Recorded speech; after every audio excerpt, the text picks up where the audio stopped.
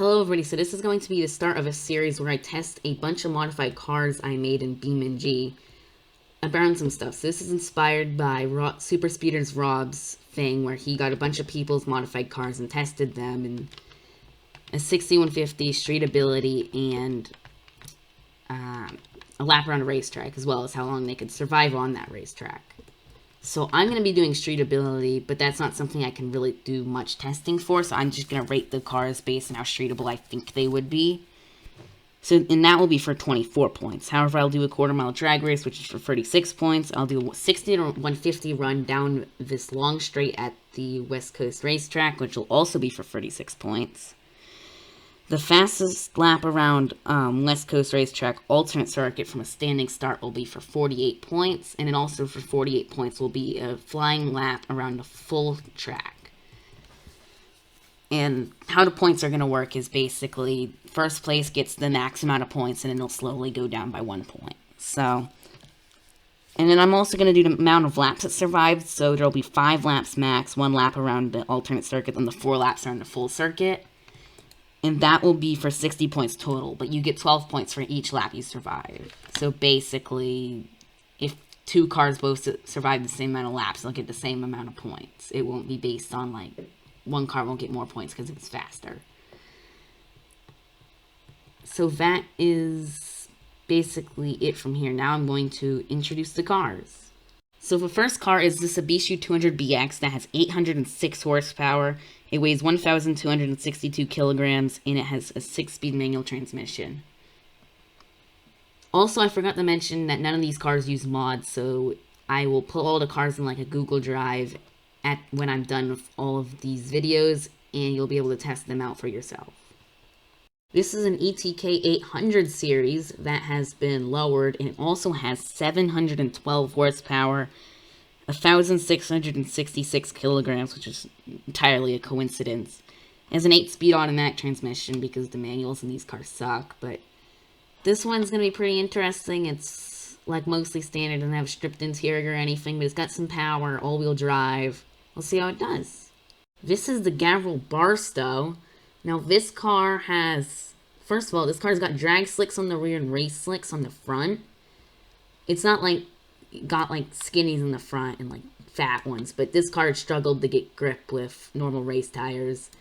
But it has 838 horsepower, which is probably why it struggled to get grip. I did test these cars quite a bit to make sure they weren't completely awful. It does weigh 1,649 kilograms, so it is a bit heavy, and has a 6-speed manual transmission. Now this is the Civetta Bolide. This one has 684 horsepower, it weighs 1,390 kilograms, and has a 6-speed manual transmission. It's actually the second least powerful car here, so we'll see how it does. This is the Cherrier Vivace. Now this car is basically just a stock Vivace 410Q Arsenic something. It's the top of the line factory car. It's the only modification other than the engine is tires, but the engine does make 793 horsepower. It does weigh 1,636 kilograms, though. It does have a 7-speed dual-clutch transmission. This is the Gavril Marshal, which is the most powerful car here with 1,003 horsepower. It is also the heaviest car here at 1,809 kilograms, and it has a 6-speed manual transmission. This is the ETK I-Series of 732 horsepower, weighs 1,455 kilograms, and has a 6-speed manual transmission in this really big wing. It's like a hill climb car wing. It's actually taller than the car. We'll see how it does.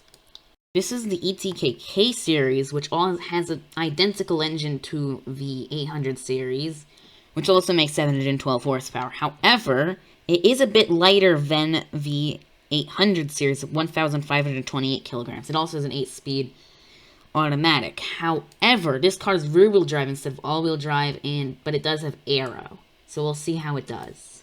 This is the Bruckell Moonhawk, which has 758 horsepower and weighs 1,622 kilograms with a 6-speed manual transmission. It's obviously based on a track car. Well, it is a track car. I base off the track because I was lazy, but yeah, we'll see how it does. This is the Ibishu Pessima. Now, this car is the least powerful car here at 672 horsepower, not that much less than the Bolide. However, it only weighs 1,371 kilograms despite having all-wheel drive, and it has a 6-speed sequential transmission, which is one of 2 cars here that actually have a sequential. So we'll see how it does. This is the Hirochi Sunburst, a 726 horsepower, weighing at only 1,360 kilograms. Has a 6-speed manual transmission, a lot of, some interesting aero, nice delivery. We'll see how it does.